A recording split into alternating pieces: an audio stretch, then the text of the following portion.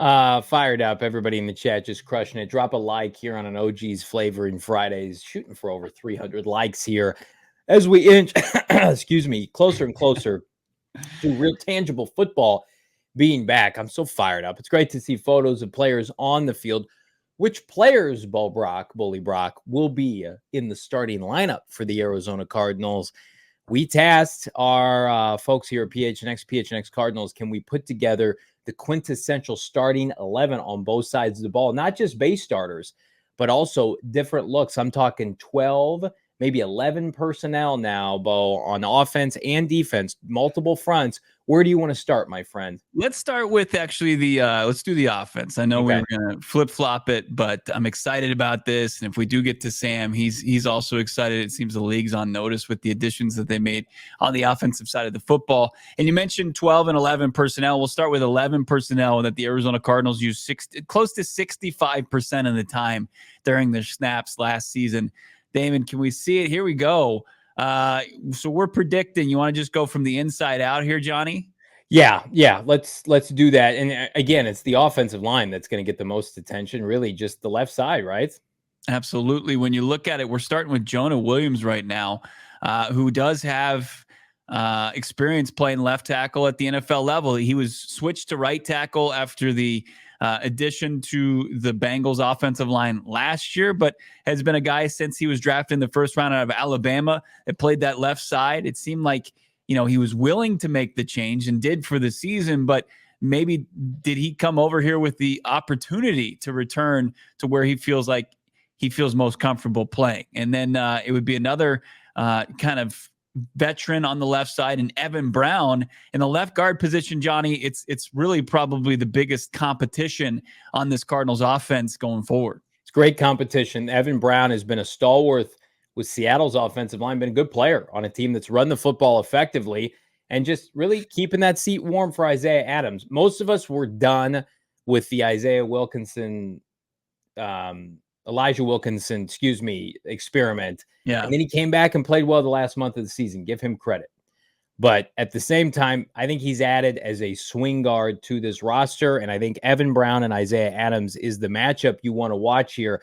If Isaiah Adams, who, as much as everybody loves Tip, and we're going to talk about Tip in a second, Isaiah Adams has been getting more headlines from football people post-draft saying, like, this is I think Louis Riddick said, this is the offensive interior lineman that's going to hit in this draft that was taken on day 2. Like, is going to be a quintessential starter, second contract, dare I say Pro Bowler. We had his offensive coordinator, Coach Looney, on. So, again, it is right now Evan Brown's job to lose based on his experience. But as we've seen over the course of training camp, Cardinals aren't afraid to play rookies if they are just physically better. So we will go Evan Brown now. Here's what I'll say about Jonah Williams here quickly, Bo. We were told, and we're the only podcast and news outlet that's going against the grain. Everybody's saying Paris is moving to left tackle. Paris is at left tackle. They got to draft a right tackle. Okay, they may do that. Paris might play left tackle. This podcast was prepared to tell you back in January, February, the Cardinals were telling people we need a left tackle. DJ Humphries was not coming back, and they were telling people, they weren't saying tackle, they weren't saying tackle depth, they weren't saying right tackle. They were telling people we need a left tackle. So again, take that for what you will. Maybe they swap him. Jonah Williams has positional flexibility, versatility. His best season when the Bengals went to the Super Bowl, he played left tackle. So we're just throwing that out there. So if it's flip-flopped in 2 months, everybody can throw shade at this podcast, but I think there's a 50-50 chance that Jonah Williams plays left tackle. Here's what here's my approach. If they're going to start, likely if Isaiah Adams makes and pushes to start at left guard, I think they play Jonah Williams to be a veteran kind of experienced left tackle on that side of the offensive line. Okay. And then, but if they're going to go with Evan Brown or Elijah Wilkinson, maybe they pop Paris Johnson over there. But just so they don't have so much inexperience on the left side between, I know Paris Johnson played every single snap, but he's going into his second year, to play left tackle and then also have Isaiah Adams in there. So, and Froholt's at center. Will Hernandez is at his usual right guard spot. And then it's pretty easy. It's chalk from there on out, Johnny, until we get into the next personnel package. But it's Kyler at quarterback, James Conner at running back, with Trey Benson as his primary backup, Michael Carter being kind of their third down pass catching back. Trey McBride is your starting tight end in this 11 personnel. And then, Marv at the X and Dortch at the slot, Michael Wilson at the Z. We're chalking it up, baby. This is the easiest one of all of them to project. And again, it's just the offensive line. I would say question marks. 12 personnel, Bo. That's when things get a little bit more interesting. Yeah. Because I thought Elijah Higgins played well last year. He looks really good right now, running around in shorts during team workouts. I mean, he's a big physical presence. He was a 6th rounder out of Stanford for a reason. With that being said, if Tip Raymond was a top 100 pick, he is beating out Elijah Higgins, in my opinion, especially 12 personnel is designed to punch you in the throat. It's designed to put people on their ass. Come in here and be the best blocking tight end in the NFL, Tip, and then Tip's on me. Let's get it going. Right. I mean, he didn't put up big gaudy numbers at, at Illinois. Higgy Bear he was good in the passing attack, right? Yeah. I mean, he actually put up better numbers than our guy, Michael Wilson at Stanford as a wideout. But, I think when you're looking to dominate the run game, and as his offensive coordinator said, as he said, Coach Lunny, like, control the C gap, that's exactly what you want to do. And you kind of give that the thunder and lightning look to your tight end position, right? In this 12 personnel. And the Cardinals played close to 20% in 12 personnel. They also played a lot of 13 personnel, actually the number one ranked team in 13 personnel in the NFL at 10%, but they're still in 12 more often. So you just add Tip to this one with the extra tight end, and you take Greg Dortch off the field.